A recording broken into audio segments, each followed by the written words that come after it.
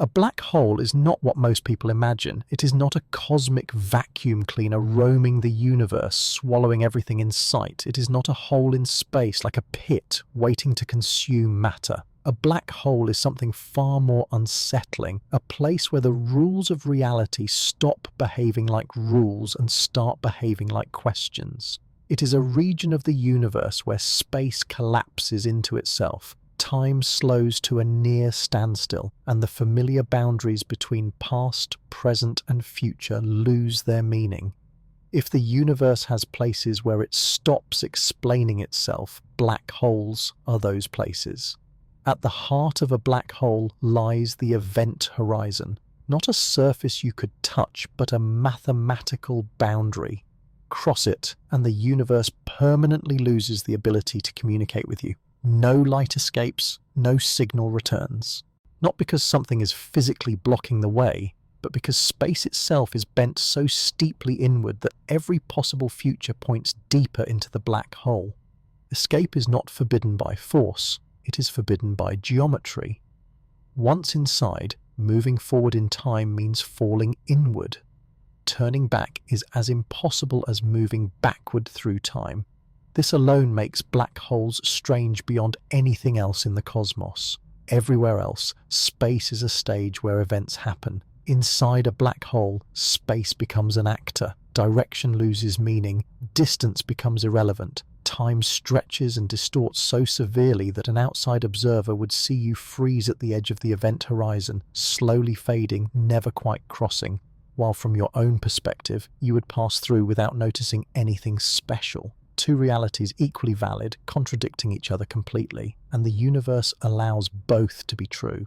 At the center of the black hole, according to our equations, lies the singularity, a point where density becomes infinite and the laws of physics break down entirely. But point is a misleading word. It is not a location in space the way we understand locations. It is the collapse of the concept of location itself. Our theories stop making predictions there. Space and time cease to behave as dimensions. Cause and effect dissolve. We reach the edge of knowledge, not because we haven't looked hard enough, but because the tools we use to understand reality simply stop working. And yet, black holes are not rare anomalies. They are everywhere. Almost every galaxy contains one at its center, including ours. Supermassive black holes anchor galaxies like invisible hearts, shaping the motion of billions of stars. Smaller black holes drift through space, remnants of massive stars that collapsed under their own gravity.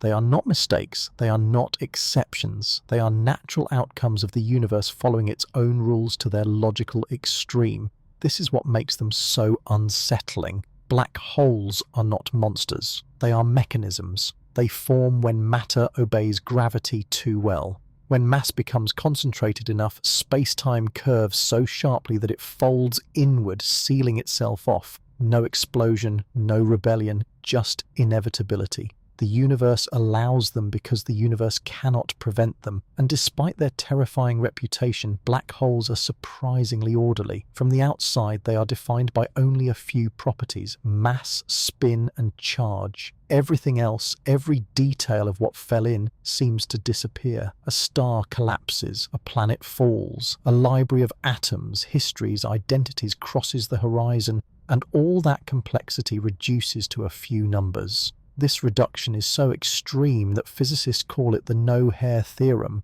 Black holes, it seems, have no memory. But that conclusion creates one of the deepest crises in modern physics, because information is not supposed to disappear.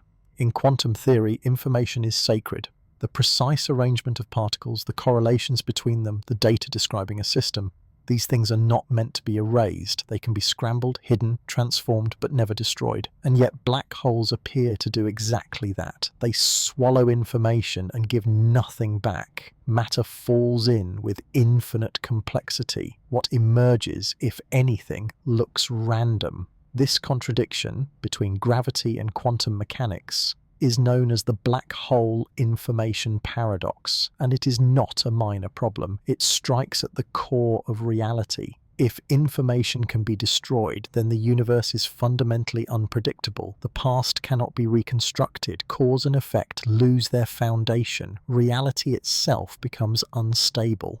To resolve this, physicists have been forced to radically rethink what a black hole actually is. Stephen Hawking showed that black holes are not entirely black. Over immense timescales, they emit faint radiation, now called Hawking radiation, slowly evaporating. This radiation appears random, thermal, meaningless. But if the black hole eventually disappears, what happens to the information that fell in? Does it escape encoded in the radiation, or is it gone forever? The most disturbing possibility is that black holes are not erasing information, they are storing it. According to modern theories, everything that falls into a black hole may be encoded on its event horizon, smeared across its surface like data on a cosmic hard drive. This idea is called the holographic principle. The notion that a volume of space can be fully described by information on its boundary. In this view, a black hole is not empty inside.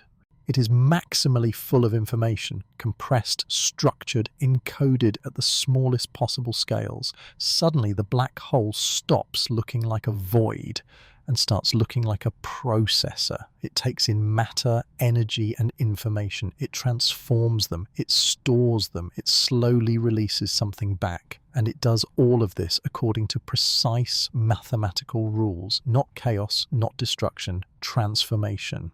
This is where the speculation begins.